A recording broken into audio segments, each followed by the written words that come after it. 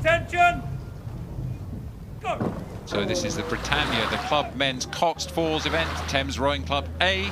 On the left of our picture, and Frankfurter Gesellschaft Germania, 1896 on the right of our picture. I'm going to call them the Germans. Lovely, nicely done there, Matt. And that's a strong start from the Germans, or Frankfurter, on the right-hand side of the picture there. Just getting an early lead on Thames, which actually is quite different from their race before. Yesterday they were down on the crew from Kingston, but then rode them down to take the win. So maybe they've taken a bit of a lesson from yesterday's race and decided to up the ante on the start here, which is good to see. Yeah, you can get caught napping on the start. The nerves set in and you don't necessarily get away as cleanly as you'd like to. So neck and neck at the early stage of the race, but we're now going to cut live down to the middle of the track and see how it's unfolded. And, well, a little bit of a lead opening up, but still pretty tight for this stage of the race. As you say, there is some potentially some overlap here between the two crews, but this is difficult to change in these Coxed 4 boats. You know, with that bit of extra crew weight, you know, it just obviously makes it a little bit harder to change the speed as quickly as you would like.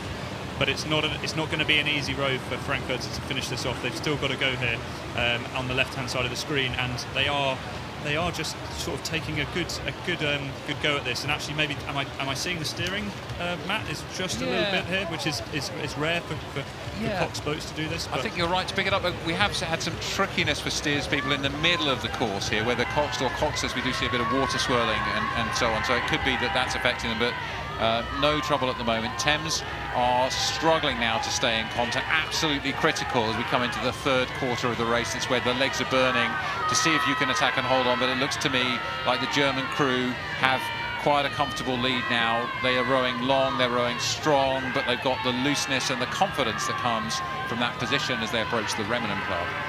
I'm glad you used the word confidence, because that's exactly what I was thinking. I was thinking this would be really confidence building as you're coming through into this sort of section of the course. You're still quite a long way out from the final sprint, but to know that as you're going through the sort of hurt locker in this stage of the race where it's really starting to bite and the legs are starting to burn, that you've got that sort of margin on your opponents. And this is going to be a difficult one for Thames to claw back. Yeah, Cox Zoe Evans in the Thames boat has some experience here, reaching the final of the Prince Albert in 2019 with Durham. And she'll be doing everything she can to keep her crew focused, rowing technically well, coherently. You never know what's going to happen down the track, and you can see her gesticulating as she articulates her calls to the crew as clearly as possible. And on the left of our picture, Henna McGee, 23 years old, learned to cox at Jesus College, Cambridge, and it's her first time competing at Henley Regatta, so she will have been up all night studying the course markers, making sure she knows the race plan so that she can be completely in control and give her crew the confidence that we just talked about, that they know where they are on the course and what's coming in this unfamiliar territory of Henley for the German crew.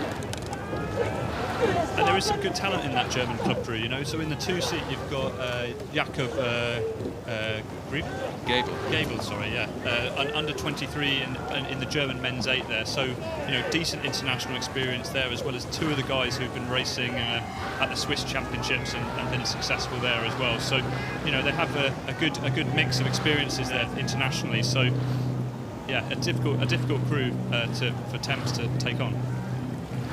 Yep, well, Thames trying valiantly to stay as close to contact as they can. You can see they're just looking at the flags behind us. You've got this fluctuating breeze. The conditions today really have been very, very changeable, so it's hard to know exactly what to plan for. You might think about, well, do I need to lighten the gearing a bit, because it's been quite a strong headwind. Lightening the gearing means just giving yourself, it's like a bicycle really, basically a different ratio to work against. We see that gesticulation pounding the sides of the boat. It's now or never. There's comes a time in every race, I guess, where you have to ask for everything in order for the crew to have any chance. And it looks like they have closed the gap a little bit, but probably because the German crew are just easing back in control of the race.